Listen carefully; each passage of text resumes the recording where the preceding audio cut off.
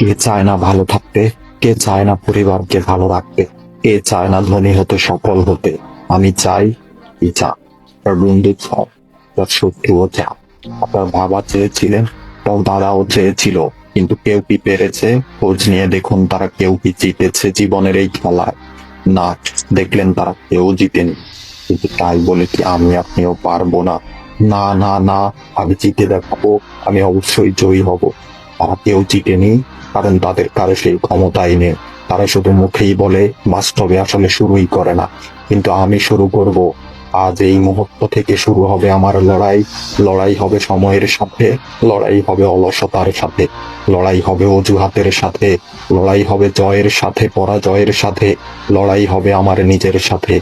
আর এই সব লড়াইয়ে জিতে যাব আমি। অবশ্যই অবশ্যই অবশ্যই আমি জিতবো।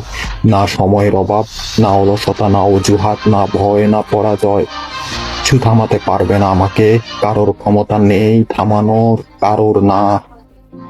এজন্য নিয়ন্ত্রণ দরকার, প্রচুর নিয়ন্ত্রণ দরকার। এই খেলায় আপনি কাউকে দোষ দিতে পারবেন না, তাই নিজেকে নিয়ন্ত্রণ করুন। নিজের দুনিয়ার সমস্ত কিছুকে নিয়ন্ত্রণ করুন, ভালো কিংবা খারাপ। নিজের করা ভুল নিয়ন্ত্রণ করুন, নিজের সমস্যাকে নিয়ন্ত্রণ করুন, সেই সমস্যার সমাধানকেও নিয়ন্ত্রণ করে নিয়ন্ত্রণ করুন আপনার লক্ষ্যকে, নিয়ন্ত্রণ করুন কাজকে, নিয়ন্ত্রণ করুন আপনার ভবিষ্যৎকে, নিয়ন্ত্রণ করুন আপনার জীবনকে, আপনার স্বপ্নকে।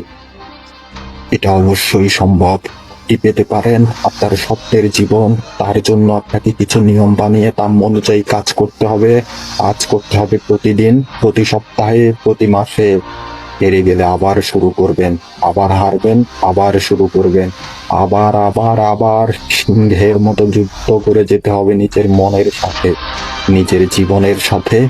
আর নিজেকে বলতে হবে, থেমে যাব না আমি, হেরে যাব না আমি। হেরে যাওয়ার জন্য আমি আসিনি, জয়ী না হওয়া পর্যন্ত লড়ে যাব আমি। আমি কখনো থামবো না। চলো পাল্টাই।